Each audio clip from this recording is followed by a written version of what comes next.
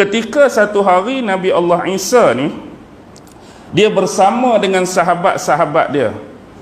Dia bersama dengan sahabat-sahabat dia. Qala man ansari ilallah. Lalu Nabi Isa berkata, man ansari ilallah, siapakah yang akan menjadi penolong-penolongku ataupun pengikut-pengikutku dalam menegakkan agama Allah. Jadi dia nak cari pengikut dia hak sebenar, hak yang boleh mengikuti ajaran dia, mengikuti dakwah dia. Lalu bila bersama dengan sahabat-sahabat ni, dia tanya, siapa di kalangan kamu tu yang nak jadi penolong aku, pengikut aku dalam menegakkan agama Allah Subhanahu wa ta'ala. Jadi daripada perkataan dan kalimah ini, ulama-ulama tafsir telah berpecah kepada dua pandangan dan pendapat. Pandangan pertama datang daripada Imam Mujahid.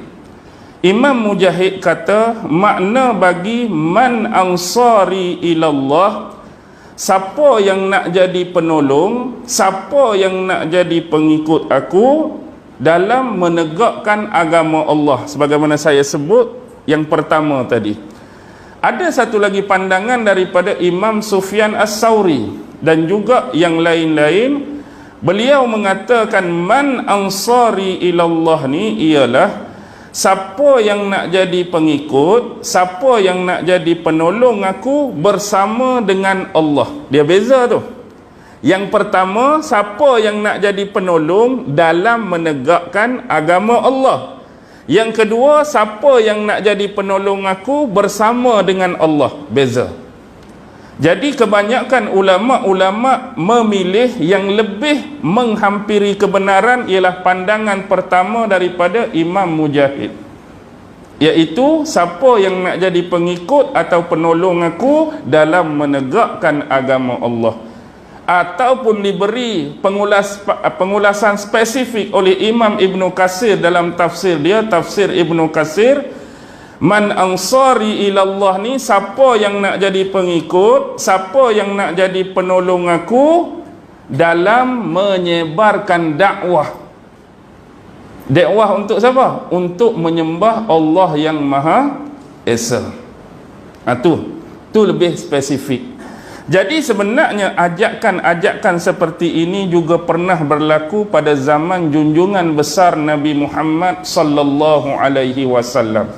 Ni adalah bentuk pertanyaan daripada Nabi Isa, siapa nak jadi penolong, siapa nak jadi pengikut. Dan kita tahu zaman Nabi Muhammad, Rasulullah melalui dua fasa dakwah. Pertama fasa sir, iaitu dakwah secara sembunyi-sembunyi. Yang kedua fasa jahr, dakwah secara jelas dan terang. Bila Allah dah memerintahkan Nabi Muhammad berdakwah secara terang, Nabi mendakwahkan Islam dan agama ni kepada penduduk Mekah.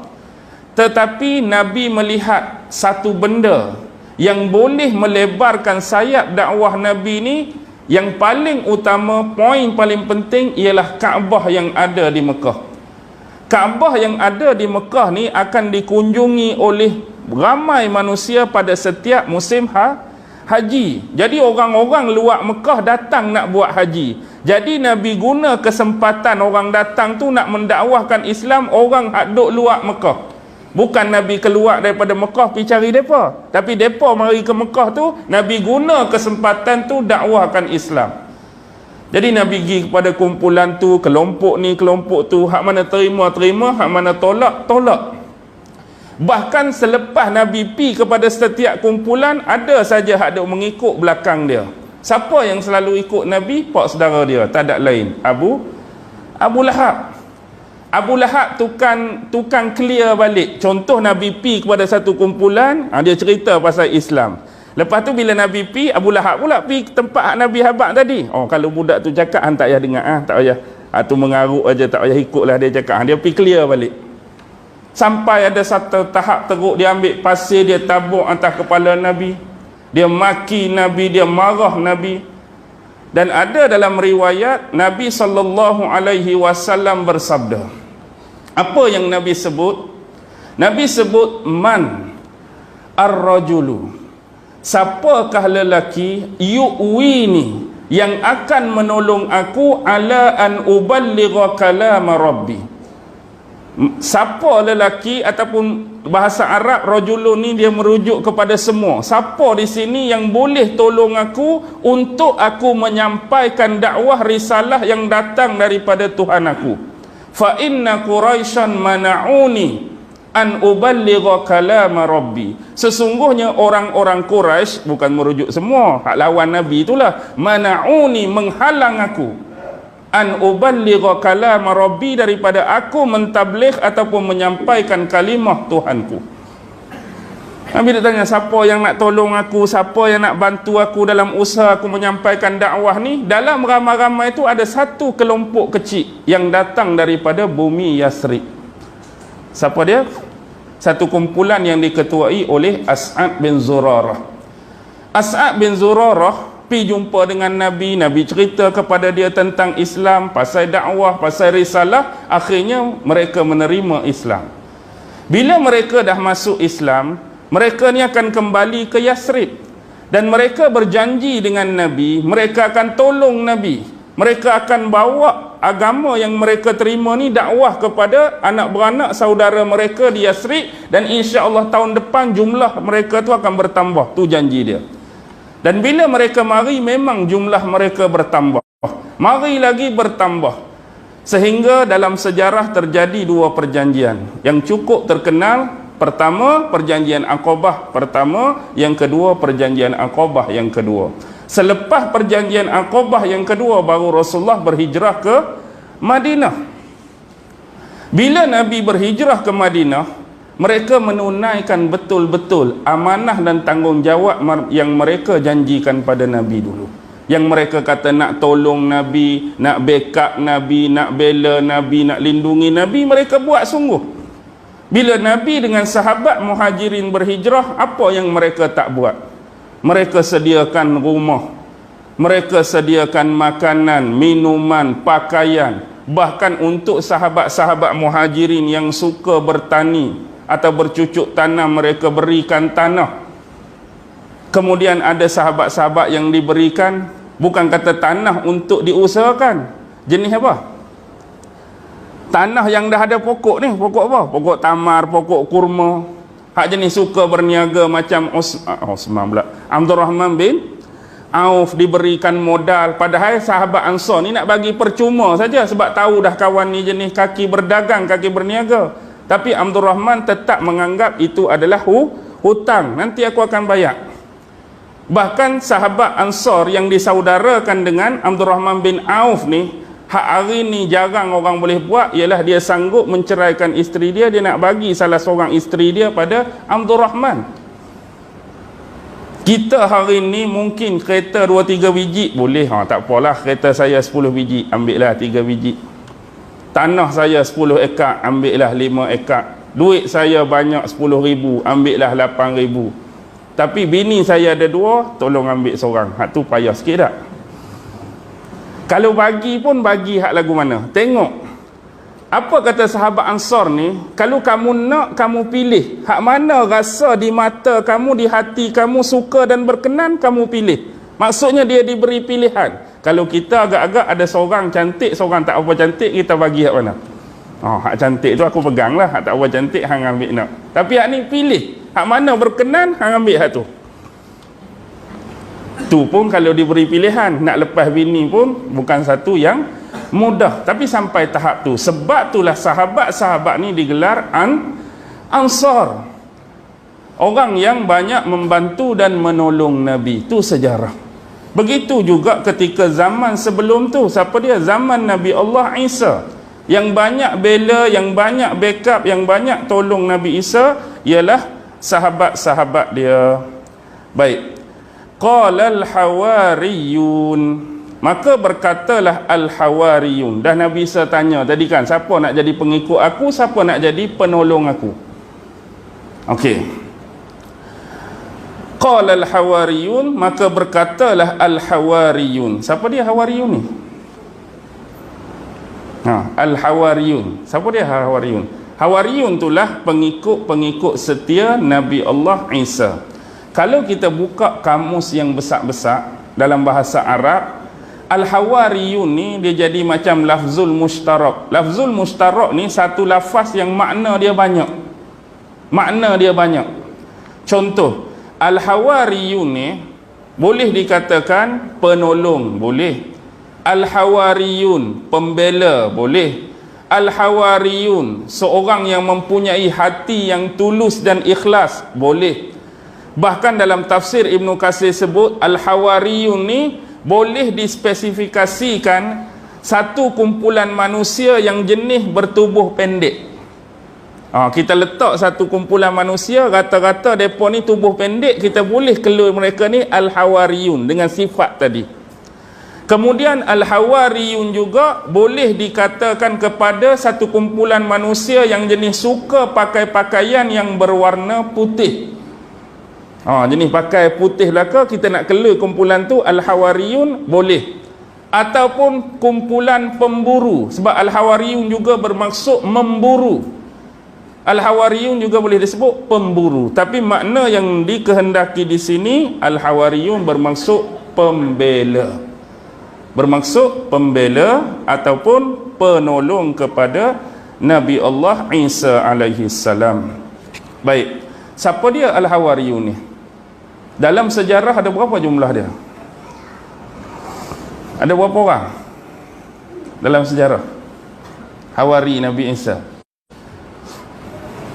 Dalam ayat Quran tak sebut berapa orang. Dalam hadis Nabi pun Nabi hanya cerita pasal Hawari, jumlah tak sebut, nama tak sebut. Tetapi ada sebahagian ulama-ulama sebut pun sumber yang mereka ambil berdasarkan daripada kitab Injil ataupun disebut sebagai Bible.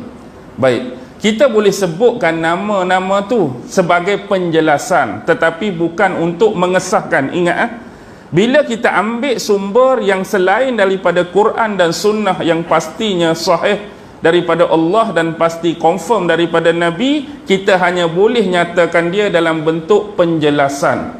Menjelaskan, maksudnya di sisi Bible, di sisi Kristian, inilah 12 Hawari Nabi Isa. Tapi untuk mengesahkan adakah benar mereka, itu kita tak pasti. Tetapi untuk menolak pun kita tak boleh, sebab kita sendiri pun tak tahu. Itu kaedah, sebab tu dia berbeza. Disiplin ilmu yang berteraskan Quran Sunnah dengan disiplin ilmu sejarah berbeza. Dia jenis kalau orang main Quran Sunnah ni, Quran tak sebut nama dia, Sunnah tak sebut, pakai tinggal terus. Tapi bila kita hidup dalam ruang manusia yang ramai, ruang manusia yang bermasyarakat, dan sejarah ini bukan ada keterlibatan dengan kita. Ni sejarah siapa? Ni sejarah Bani Israel. Dan Bani Israel ada rekod, ada manuskrip. Dan bila mereka sebut 12 ni, bila hadis tak sebut, ya, kita boleh tolak. Tetapi penolakan kita tu, kita perlu datangkan nama yang lagi sahih. Tu disiplin sejarah. Maksudnya kita tak boleh setakat kata, tak betul nama tu. Pasal apa tak betul? Quran tak sebut, hadis tak sebut. Ya, Quran tak sebut, hadis tak sebut. Tetapi sejarah ni, orang-orang ni hidup dengan mereka. Kalau salah, hang kena datangkan nama lain. Lagi betul. Setakat sebut tak betul, di situ tak bernilai di sisi akademik disiplin sejarah. Jadi maknanya kita boleh sebut nama tu sebagai penjelasan. Di sisi mereka ni, kalau ada lepas ni jumpa hak betul-betul, tukarkanlah. Tapi selagi tak jumpa, ni di sisi mereka. Tapi bukan untuk mengesahkan. Kenapa bukan? Sebab kita pun tak pasti ya atau tidak. Kita takut sebahagian ya, sebahagian tidak. Dan mungkin semuanya ya, cuma Quran tak sebut, hadis Nabi tak sebut. Dia mudah macam ni lah. Sebab tu kita selalu sebut, bila melibatkan sejarah ni, sejarah yang rasmi tidak semestinya benar, dan sejarah yang benar tidak semestinya rasmi. Sebab kadang-kadang kita ni seolah-olah jadi rasmi. Contoh macam buku teks, apa yang ada dalam buku teks tu confirm semua betul. Sebab apa? Sebab dia dokumen rasmi. Tak semestinya. Sebab banyak benda lagi yang tak diceritakan. Contohlah kita ambil satu kes Tok Janggut. Biasanya bila buku sejarah cerita pasal Tok Janggut, cerita sejak dia kecil ke cerita hak dia lawan penjajah dah? Cerita dia lawan penjajah. Seolah-olah hak tolak daripada buku teks cerita tu macam kena meneliti. Seolah-olah kalau saya katakan saya ni cucu dia. Waktu kecil, Tok Janggut ajak saya bersilat di kampung ni, bawah pokok ni. Benda tu tak ada dalam buku sejarah. Tapi itu adalah hakikat kebenaran. Saya ni cucu dia. Bukan cucu sebenarnya. Saya nak cerita. Sebenarnya bukan cucu, cuma nak habaknya. Saya cucu dia, dulu dia ajak bersilat telaga ni. Sini ada pokok tu, pokok ni. Tapi dalam sejarah tak ada.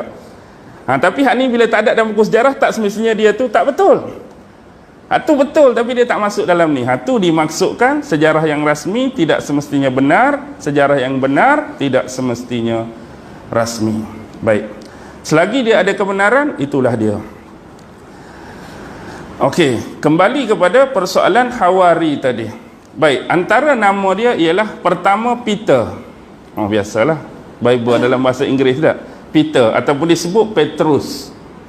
Yang kedua James. Sebab James ni ada nama dua orang. Hak pertama ni James anak Zabidi. Ada orang nama Zabidi tak di sini? Yang kedua James anak Zabidi. Yang ketiga John. Bukan kokok John tu dah. John. Yang keempat Philips. Yang kelima Andrew. Yang keenam Bartholomew. Yang ketujuh Matthew. Yang ke-8 Thomas. Yang ke-9 James. James ada dua orang tu. James anak Alphaeus. Yang ke-10 Thaddeus Labaius. Yang ke-11 siapa dia? Simons orang Zilot ataupun Simons orang Kanaan. Yang ke-12 Judas Iskariot. Nombor 12 itulah hak sahabat dia yang mengkhianati Nabi Allah Isa. Iskariot tu bukan nama. Iskariot tu dalam bahasa Ibrani bermaksud pengkhianat. Nama dia Judas. Judas Iskariot. Jangan pula kita, cantik bunyi Iskariot. Jadi kita pun letak nama. Itu maksud dia pengkhianat. Okey. Baik, tu 12. Saya sebut macam tadilah. Tu 12 nama. Kita tak pasti betul ke tak. Mungkin ya, mungkin tak. Mungkin sebahagian ya, mungkin sebahagian tak. Okey. Bila sebut mereka ni, mereka adalah, adakah mereka benar-benar kesemuanya Bani Israel atau sebahagian mereka ni berbangsa lain? Cuma mereka ni mengikuti ajaran Nabi Allah Isa pada waktu tu. Yang ni juga kita tak dapat nak pastikan.